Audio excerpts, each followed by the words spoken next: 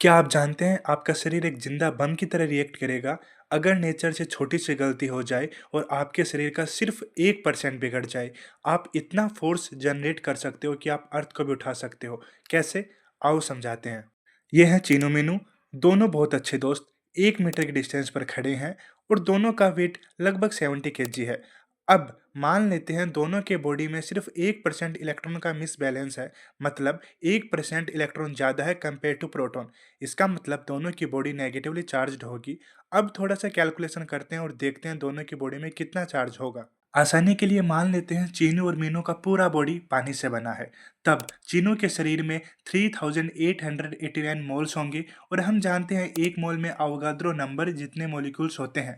तब चीनू के शरीर में लगभग 10 टू पावर 27 मॉलिक्यूल्स होंगे। वाटर मॉलिक्यूल में 10 प्रोटॉन और 10 इलेक्ट्रॉन होते हैं, जिसके कारण चीनू के बॉडी में लगभग 10 टू पावर 28 इलेक्ट्रॉन होंगे। और एक इलेक्ट्रॉन पर charge 1.6 into 10 two power -19 coulomb होता है, तो टोटल चार्ज लगभग 10 टू पावर 9 ऑर्डर का होगा। जैसा कि हमने आपसे वादा किया था, सिर्फ 1% इलेक्ट्रॉन का मिसबैलेंस है, तो इसका 1% लगभग 10 टू पावर 7 ऑर्डर का होगा।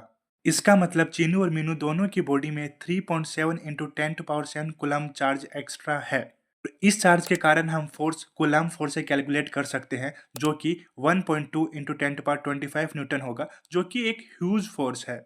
अब चलते हैं दूसरी तरफ और देखते हैं कि अर्थ को उठाने के लिए हमें कितना फोर्स की आवश्यकता होगी।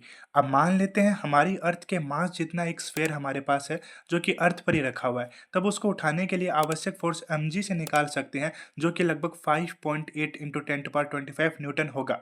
यहाँ से अब हम कंपैरिजन करते हैं, दोनों फोर्सेस का ऑर्डर लगभग सेम है। इसका मतलब आपके शरीर का 1% एक्स्ट्रा इलेक्ट्रॉन इतना पावरफुल फोर्स जनरेट कर सकता है, जो कि लगभग अर्थ को उठाने में के बराबर होगा। यह है इलेक्ट्रिक फोर्स की ताकत, जो ग्रेविटी से अरबों खरबों गुना ज्यादा ताकतवर है। सोचिए, नेचर ने इस यूनिवर्स को इतनी नाजुकता और सटीकता से बनाया है, थोड़ा सा मिसबैलेंस आपको पूरी तरह से तबाह कर सकता है।